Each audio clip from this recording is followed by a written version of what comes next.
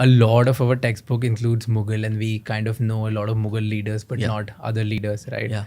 And for fortunate, unfortunate, whatever reason, why do you feel it's there? Because I remember I've been taught about Humayun, Akbar, Shah Jahan, Aurangzeb, right? And just it goes on. Yeah. Right? Yeah. So just why Babur? Like I don't even remember so many names, but yeah, these are the most amount of names you would remember Yeah. from any random person in India Yeah. who would know maximum about just Mughal history. Yeah. Why do you feel like is there a reason that we just read so much about just Mughals? So I think, particularly after independence, the education system itself and was in the hands of several people, and it was largely, I think, textured by ideological tilts of the Marxist kinds. And the Aligarh Muslim University, and the kind of HRD ministers we had, from Nurul Hasan to Maulana Azad to so many others, who ensured that, it was the aftermath of partition. This country was partitioned on communal lines.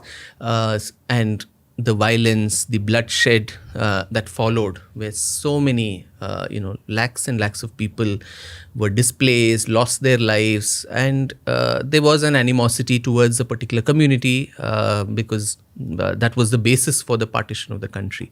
So these people felt, rightly or wrongly, in retrospect wrongly, that all the uncomfortable aspects of Indian history need not be told. And this included particularly the Islamic conquests. For about 800, 900 years, the rule over India was from, Central Asia, Middle East, all the Islamic rulers.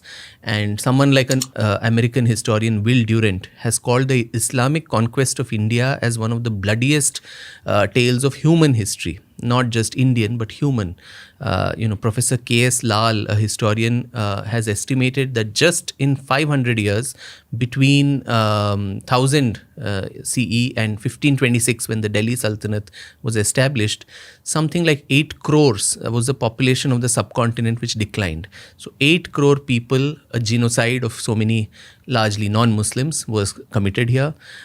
You had historian Sitaram Goel, who said something like a minimum of 40,000 temples being destroyed. A very conservative estimate, and we see that everywhere. The Qutub Minar, so many monuments were built after destroying local, Hindu, Buddhist, Jain, shrines of worship.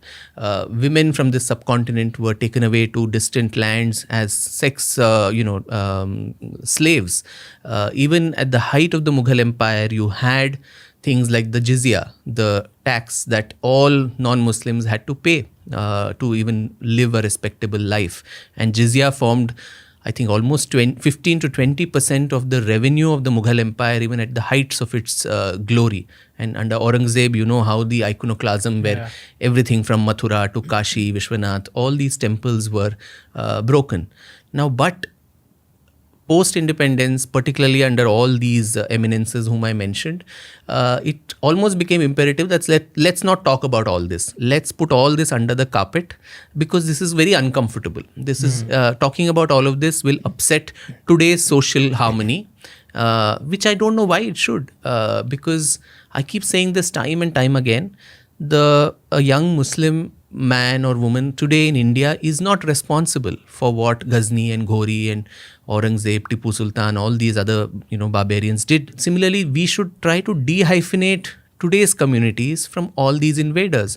And though a lot of them, several people glorify these, barbaric leaders, including, you have political parties and their people going to the mazar of Aurangzeb and offering tributes, whereas he was, I mean, imagine, in Germany or Israel, you have a monument in honor of Hitler, and people, the Jews are asked to go and offer tribute. So something similar here, where there are a lot of people who glorify these people, which should not be, allowed.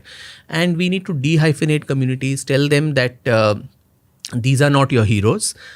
Your heroes, you were as much a victim of the atrocities that these people committed, rather than, whitewash their crimes and present a very, very sanitized version of history. Because when you throw things under the carpet and think that it did not happen at all, I think truth has a very uncomfortable manner of resurfacing. And when it resurfaces, it creates social tensions. So time and time again, I keep mentioning that, the edifice of national unity, of social cohesion, it cannot rest on the shaky foundations of whitewashed history. It's a very, very loose foundation. At the slightest breeze, it will fall down.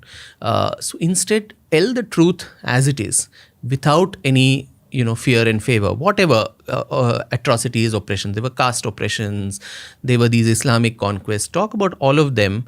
And the idea for the future should be, one, you should learn from these mistakes, that these will not be committed again. And we need to move forward, heal the wounds of the past. We are a wounded civilization. And so we need to heal those wounds and move on with a positive outlook for the future. Assuming that the wound never happened will make the cancer grow, rather than eliminate the wound. So in India's history, particularly, that healing process, I think, has not happened. Instead, we glorify these people. As you say, there is more emphasis on a lot of these people who came from the outside. Yeah. And they may have been born in India and all that, but still their affinity, this thing was from where they came from. And that's so natural. If you come from some place, you have a more affinity for where you invaded from. So I think that closure when it comes to historical topics we need to look into. World over, you have the Holocaust museums. Yeah. That doesn't mean people are celebrating the Holocaust. You go there, you revisit those horrors, and you make a pledge that we will not allow this to happen again. I think that sort of a closure we need in India. If that doesn't happen, then history will become a battlefield, which it continues to now. Every now and then, whether it was a Ram Janmabhoomi case, or whether, now this renaming of different places, all these fissures will keep erupting. Because as I said, if the foundation is shaky, the building cannot stand. It will collapse at some point, and that will lead to social unrest.